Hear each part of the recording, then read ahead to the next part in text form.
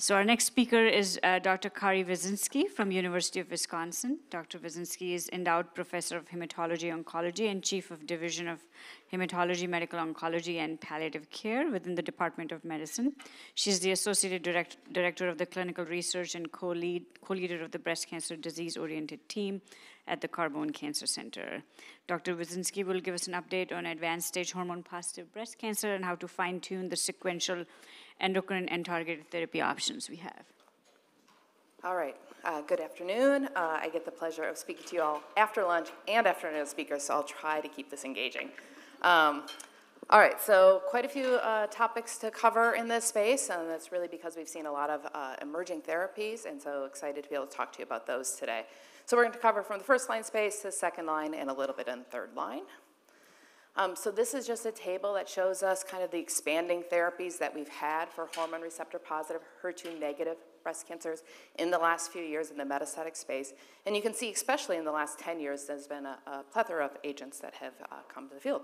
So jumping in, we're going to talk about first-line metastatic breast cancer to start. So the CDK4/6 inhibitors are really important in estrogen receptor positive breast cancer, and we know that selectively inhibiting CDK4/6 causes cell cycle arrest in G1, and this can be really important for overcoming resistance to endocrine therapy. There have been multiple phase 3 studies in the first-line space that I think everybody's well aware of. We've had studies with palbociclib, ribociclib, and abemaciclib, the three main CDK4/6 inhibitors. Each of the studies used endocrine therapy and then randomized with or without the CDK4/6 inhibitors, and they all showed a significant benefit in progression-free survival, and actually a relatively similar benefit both in terms of the absolute difference and the hazard ratio in that setting. However, the overall survival has been a little different in each of these studies. With palbociclib, there was not an overall survival benefit, and you can see that the absolute difference was very, very small at about 3 months. The Mona Lisa studies with ribociclib demonstrated benefit for overall survival, and the Monarch 3 study with abemaciclib did not demonstrate a statistically significant benefit for abemaciclib, but did show a clinically meaningful benefit of that 13.1 months. So what do we do with this information? Well, there was a nice real-world analysis at San Antonio that I wanted to show today, because we're not going to have a head-to-head study. I think there is some questions about, is one of these really better than the other? So this was a P-Verify. It was a retrospective comparative effectiveness study led by Hope Rugo using the Flatiron database EHR abstraction from 280 sites in the US. All patients had a first-line CDK4/6 inhibitor plus an aromatase inhibitor. You can see the years there. Overall survival was the primary endpoint, and then there was an unadjusted and adjusted analysis using kind of standard methods for this kind of outcome. Now, because of the dates, this was primarily a population treated with palbociclib, so nearly 7,000 patients with palbociclib, but you can see 1,000 to 1,200 with each abemaciclib and ribociclib. The median follow-up was different between these cohorts, again, because palbociclib became available first. And on the right, you can see the unadjusted overall survival was similar between all these cohorts, but probably more importantly, the adjusted overall survival was very similar between these three CDK4/6 inhibitors. Now, there's some limitations to this analysis. The ribociclib and abemaciclib cohorts were smaller. They had shorter follow-up. The point estimates, because of the follow-up that's in this study right now, kind of past 30 months, get a little bit unstable. And then in real-world analyses, there's always potential for unmeasured confounders. But I think that this is providing some reassurance that overall survival might actually be relatively similar between these agents.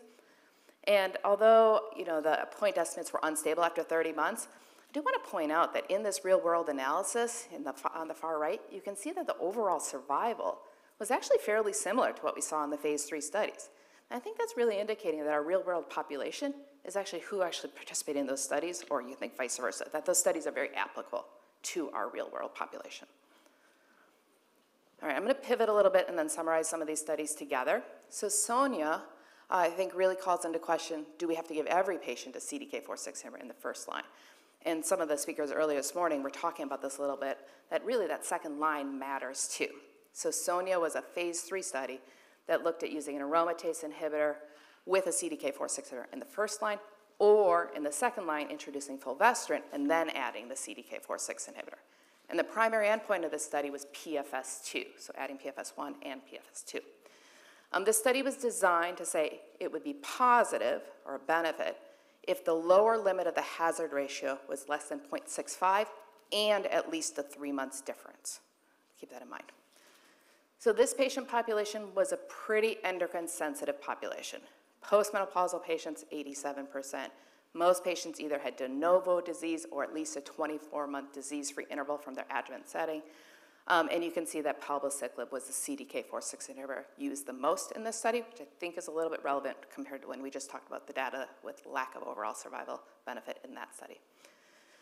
You can see that the median duration that people were on CDK4/6 inhibitors was much longer if they got it in the first line. So people were exposed to more therapy, more cost, more potential toxicity. PFS in the first line was improved, just like we saw in all the first line studies. But the primary endpoint of this study was PFS2, adding it together. And that was not statistically improved, statistically significantly improved, so 27 months to 31 months, and did not meet that preset benchmark for superiority that was set. So this was a study that suggested that you could give CDK4/6 inhibitor in the first or second line and have similar outcomes. And overall survival kind of also fits with that finding. So putting these these data sets together, currently I think ribociclib is probably our preferred agent in the first line setting because it has an overall survival benefit. But I do think that there is clear data with abemaciclib that is reasonable to choose that agent. And I still think palbociclib is a fair option for any patient based on that kind of pros and cons counseling when you think about side effects and risks.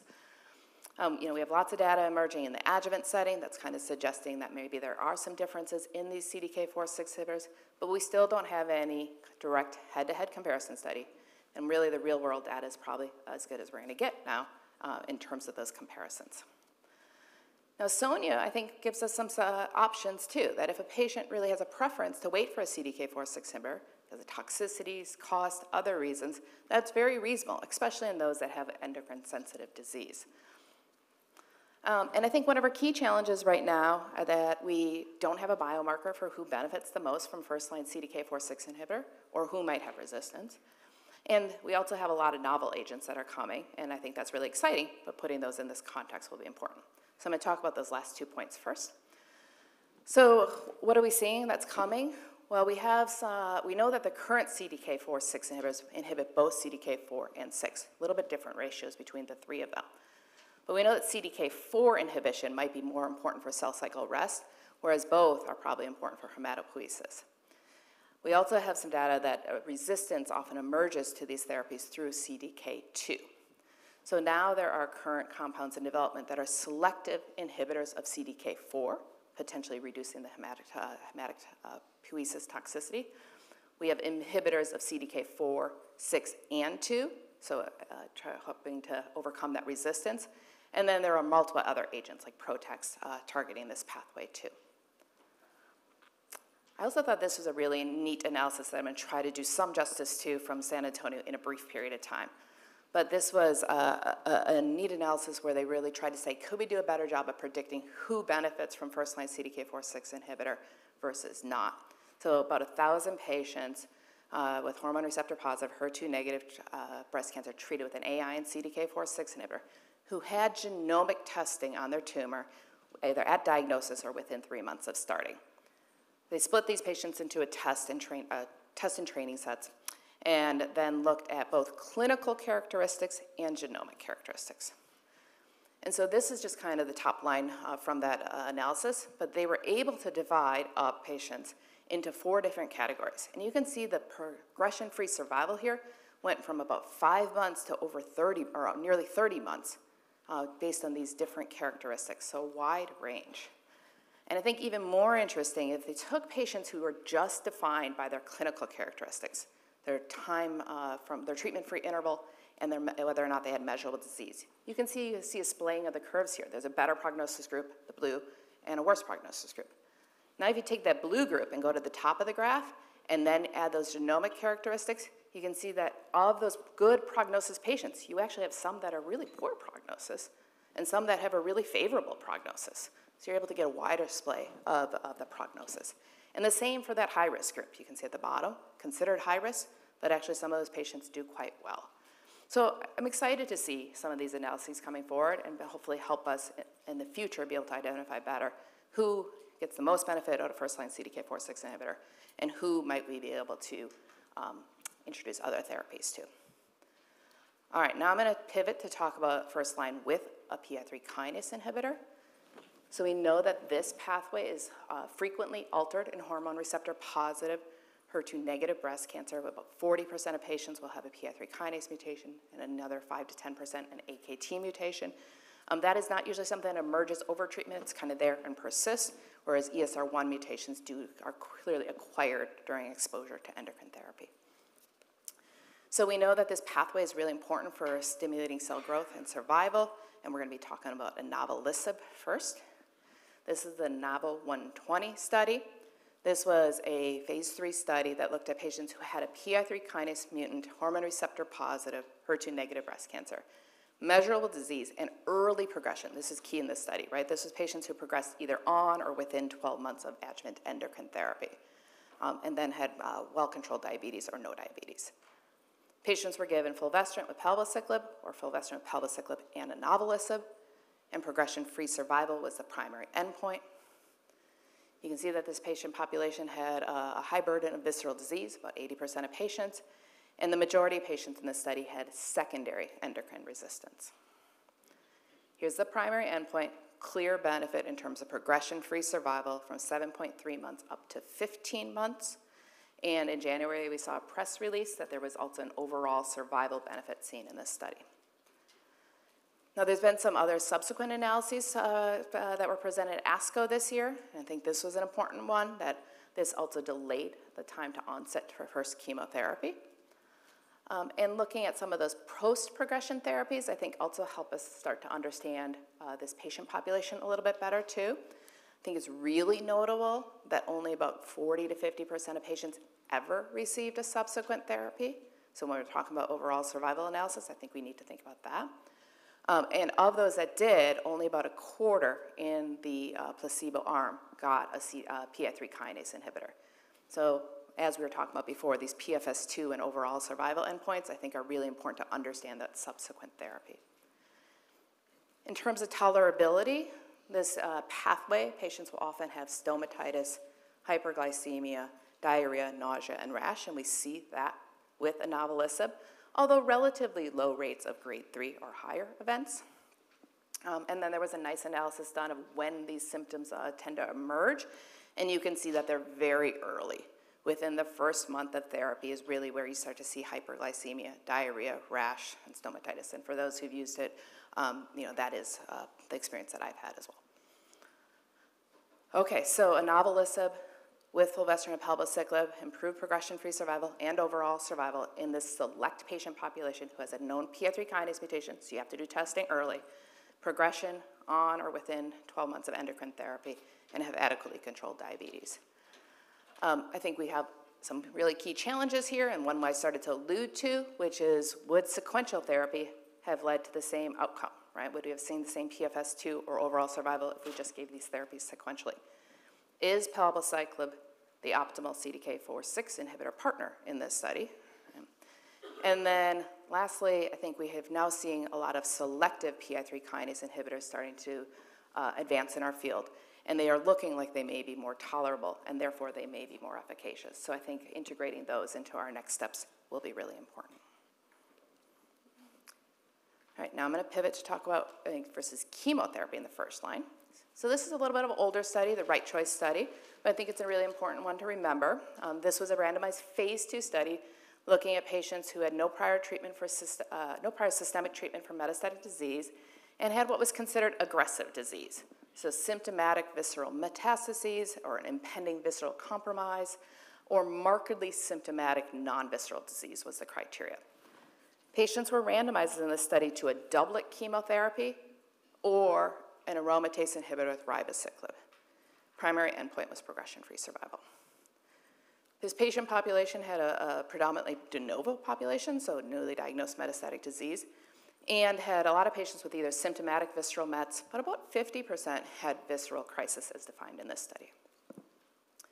The primary endpoint of progression-free survival was met with an improvement with the CDK4/6 inhibitor and AI over chemotherapy. And you can see by quite a significant difference here. And this was seen across all subgroups. And overall survival data was not mature, but does not look like it's going to be positive, but again, in a randomized phase 2 study. So at San Antonio this year, we had the update from the PADMA study, which is relatively similar in its design. This was a phase 4 study. Again, patients without any prior treatment for their metastatic breast cancer, hormone receptor positive, HER2 negative. In this setting, patients just had to have kind of basically disease that was either asymptomatic, bone only, or oligometastatic, so a little bit less high risk of a population. Patients were randomized to get endocrine therapy with palbociclib or chemotherapy, but in this setting, it was a single agent chemotherapy. Capecitabine was the chemotherapy chosen by most physicians, which I think makes sense based on some of the conversations we were having earlier. And you can see that the median duration of palbociclib was longer than chemotherapy, which kind of leads to the primary endpoint of time to treatment failure being better with the CDK4/6 inhibitor over single agent chemotherapy. And again, this was seen across all subgroups. So really a clear benefit from doing the CDK4/6 inhibitor. Progression-free survival, also better, and overall survival, not different and not mature.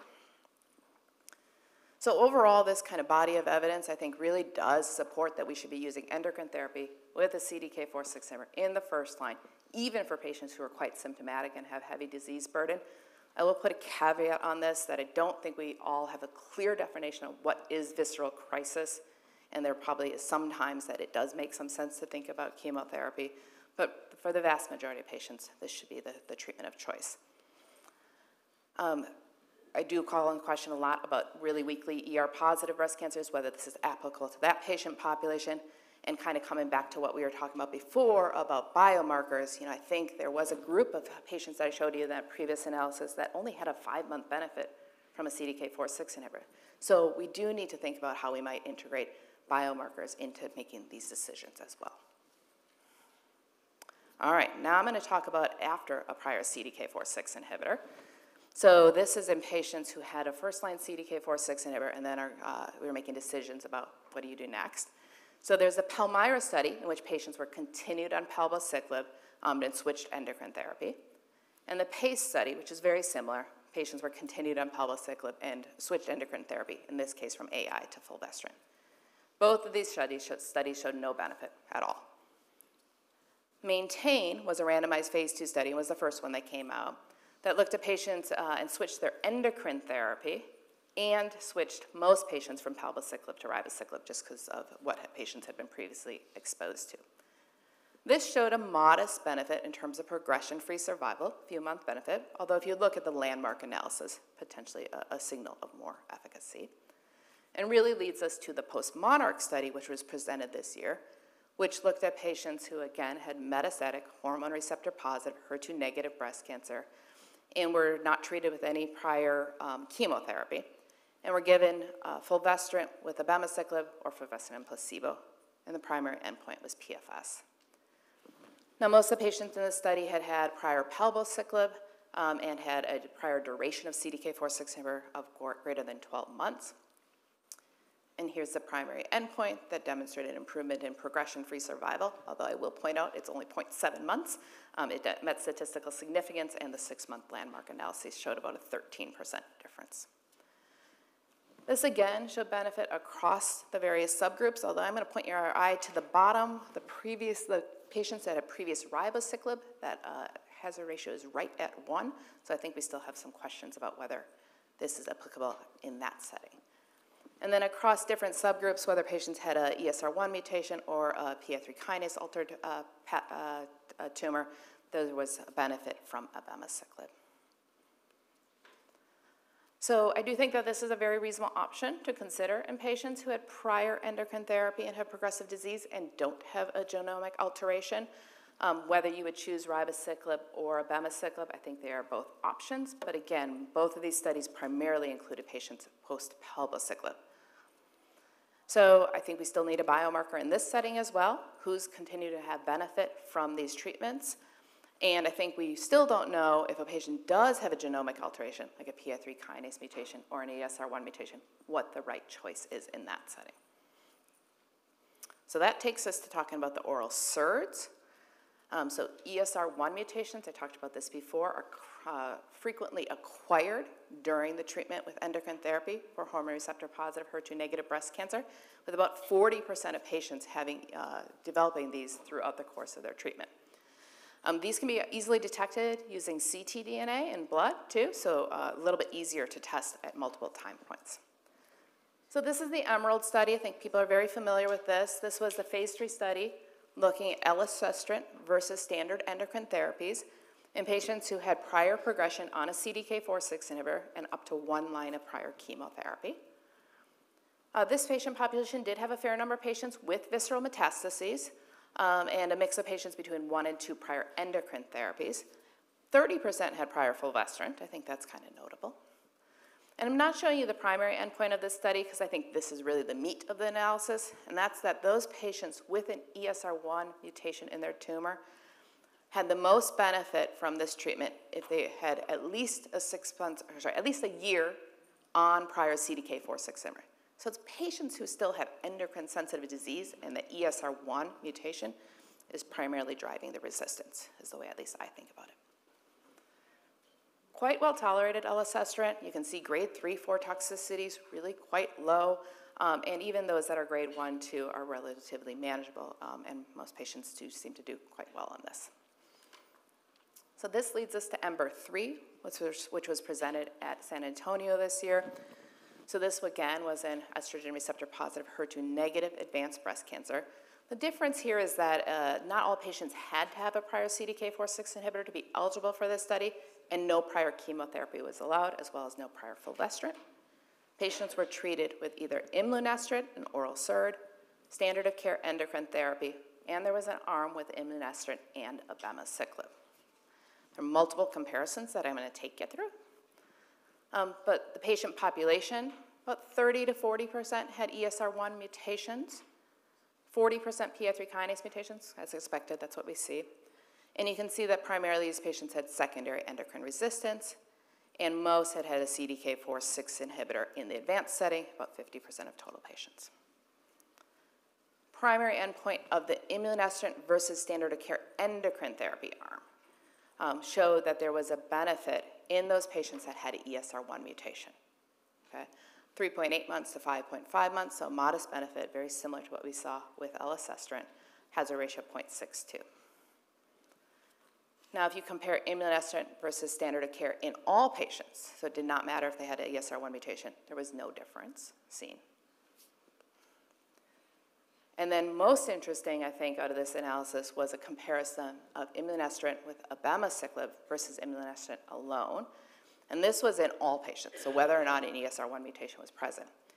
And that showed an improvement from 5.5 months to 9.4 months in terms of progression-free survival with a hazard ratio of 0.57. So an interesting analysis of this cohort of patients, kind of similar to what we have seen in the MAINTAIN and post-MONARCH populations. But we did not have CDK4/6 inhibitors given to all of these patients, and so I want to remind people of that. And so that was kind of seen here in the middle bar there, that those patients who had no prior CDK4/6 inhibitor actually didn't seem to get as much benefit as those who did. So that was kind of an interesting observation. In terms of safety and tolerability, overall, really quite safe, very few grade 3 or 4 or higher events. And you can see in terms of tolerability, again, similar to other agents, some fatigue, some nausea, mild LFT abnormalities, but overall pretty well tolerated. And even with abemaciclib, the combination was well tolerated. So elacestrant was our first oral SERD approved, and it remains approved, and I think very appropriate to be using in those patients who have an ESR1 mutation, especially if there's more than a year on the prior CDK4/6 inhibitor. Imlunestrant, not yet approved, but I think it's coming. It's a monotherapy that I think you could use in the same patient population. And that combination with abemaciclib, I think we'll see if that gets approved or not, but I think that then we're going to have a lot of questions about which combinations we use in this setting, because this is not dependent on an ESR1 mutation being present. I think we have a lot of key opportunities here too. So in particular, I just want to highlight there are multiple other novel antiestrogens in development, and how those are going to be sequenced will be important. All right, lastly, I'm going to talk about the PI3 kinase AKT mTOR pathway. So I just want to remind everybody that everolimus is still a very active drug and very reasonable to consider in some patients based on the TAMRAD and BOLERO-2 studies that showed PFS benefit, although no survival benefit. SOLAR-1 was the first study looking at a PI3 kinase inhibitor, and this study looked at patients who had prior endocrine therapy with the AI. This was pre-CDK4/6 inhibitors. Those patients were stratified by whether or not they had a PI3 kinase mutation present, randomized to get fulvestrant alone or with alpelisib, and the same in the non-PI3 kinase mutant cohort.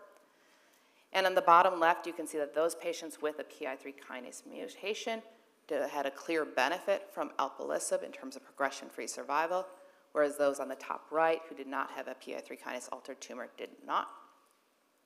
And this leads to Capitello, which was with an AKT inhibitor. Very similar design study to the previous study. Less than 2 lines of prior endocrine therapy, less than 1 line of chemotherapy, although CDK4/6 inhibitors were allowed. Patients were given fulvestrant with capivasertib versus placebo with progression-free survival as the primary endpoint in the full population, and then also in those patients that had, in what they called in this setting, an AKT pathway altered tumor, so PI3 kinase, AKT, or PTEN alteration. Patients in this study primarily had secondary endocrine-resistant tumors and had about a little over half had had a prior CDK4/6 inhibitor, so I think it is relevant to our today's world population. And you can see that in the whole cohort, there was an improvement in progression-free survival, but this really seemed to be driven by those patients with an AKT alteration in their tumor, with an improvement from 3.1 months to 7.3 months. In terms of adverse events, very similar to what we've seen with this pathway targeted agent, so diarrhea, rash, hyperglycemia, stomatitis, although it seems like lower rates of grade 3 or higher toxicity with this compared to some of the first generation PI3 kinase inhibitors. So I think capivasertib has largely replaced alpelisib in those patients with PI3 kinase, AKT, or PTEN altered tumors, and I think is a very reasonable option. I think it's going to be important for us to now recognize those AKT and PTEN alterations in this patient population. And I think we also have many questions here, like how do we combine these with some of the newer endocrine therapies that are coming out? Will the actual mutation matter in terms of benefit? And also, how will some of the new mutant-specific PI3 kinase inhibitors influence the outcomes in this patient population, in particular because of reduced toxicity, potentially that increased efficacy because of tolerance? All right, I'm just going to leave with the last slide that kind of takes you through at least my thinking of how I approach first line, second line, and beyond for these patient populations, knowing that imlunestrant is not yet on there because it's not yet approved. Thank you. So.